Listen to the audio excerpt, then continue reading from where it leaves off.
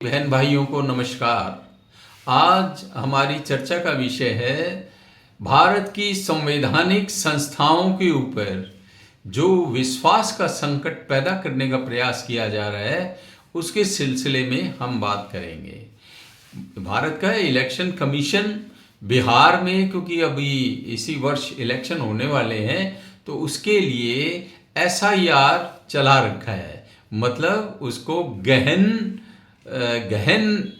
पुनरीक्षण किया जा रहा है मतदाता सूचियों का, जिसको शॉर्ट फॉर्म में एसआईआर बोला जा रहा है। इसको लेकर के राहुल गांधी तो ये कहने लग गए कि इलेक्शन कमीशन जो है भारतीय जनता पार्टी की इलेक्शन चोरी शाखा बन गई है। इस तरह का ट्वीट किया है, जबकि ये ऐसे नहीं बोलना चाहिए। वो प्रतिपक्षी दल के नेता है, सदन के लोकसभा के नेता है, जिम्मेदारी से बोलना चाहिए। यदि बोलते हैं तो उसको सिद्ध करना चाहिए।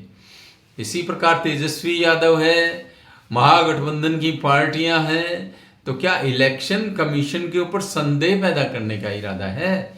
इलेक्शन कमीशन तो एक संवैधानिक संस्था है। कोई अभी इस गहन पुनरीक्षण को लेकर के ये लोग सुप्रीम कोर्ट में भी गए थे, लेकिन वहां से इन्हें कोई राहत नहीं मिली। तो फिर इसका मतलब मर्जी जो बोलो, ये तो गलत है। इससे क्या होगा कि भारत की छवि खराब होगी विदेशों में भारत सबसे बड़ी डेमोक्रेसी के रूप में जाना जाता है और इसकी इलेक्शन प्रक्रिया का भी सभी बहुत प्रशंसा करते हैं। तो क्या हमारे इलेक्शन कमीशन को बदनाम कर दिया जाए? इसी प्रकार यदि सुप्रीम कोर्ट से निर्णय इच्छानुकूल नहीं हो तो फिर सुप्रीम कोर्ट की भी निंदा शुरू हो जाती है। तो सुप्रीम कोर्ट की या किसी की भी निंदा करो तो उसके प्रमाण दिए जाने चाहिए। वैसे तो निंदा नहीं करनी चाहिए, विश्लेषण एक अलग बात है। जो लोकतंत्र है इसका चौथा खंबा पत्रकारिता को माना गया है, लेकिन आजकल तो पत्रकार भी कुछ ऐसे हो गए हैं। एक अजीत अंजुम है, उसके ऊपर एफआईआर तक दर्ज हुई है, जिसको लोग जो है कई तो सनसनीबाज कहते हैं।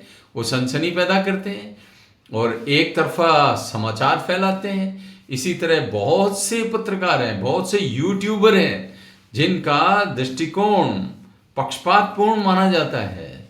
तो निरपेक्ष दृष्टिकोण, स्पष्ट दृष्टिकोण होना चाहिए और बिल्कुल उसका आधार भी होना चाहिए।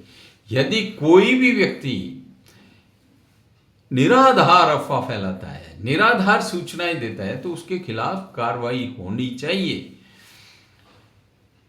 राहुल गांधी के जो ट्वीट है उसका जवाब इलेक्शन कमीशन ने दिया है और उसे सिरे से नकारा है।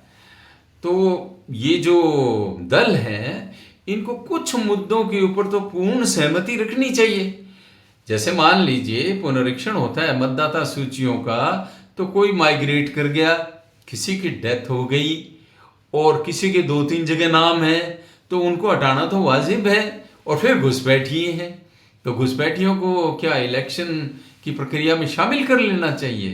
तो वो नाम तो हटने ही हटने चाहिए। इसमें तो सभी को सहयोग करना चाहिए और सभी राष्ट्रीय और क्षेत्रीय दलों को इस बात पे तो सहमत होना चाहिए। इसी तरह फॉरेन पॉलिसी के बहुत से मामले हैं, उसमें सहमत होना चाहिए, क्योंकि राष्ट्रीय हित का मुद्दा है।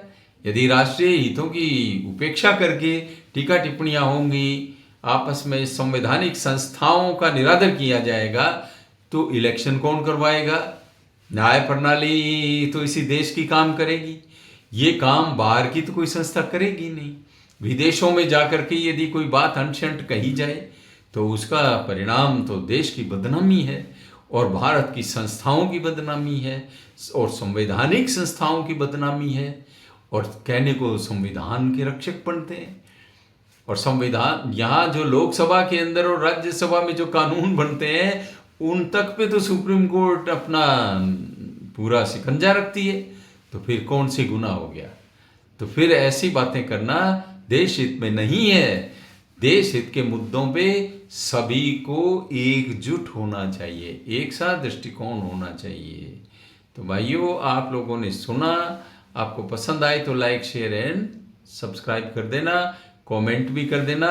संवैधानिक संस्थाओं की मान मर्यादा बची रहनी देश हित में है और ऐसा सबको प्रयास करना चाहिए।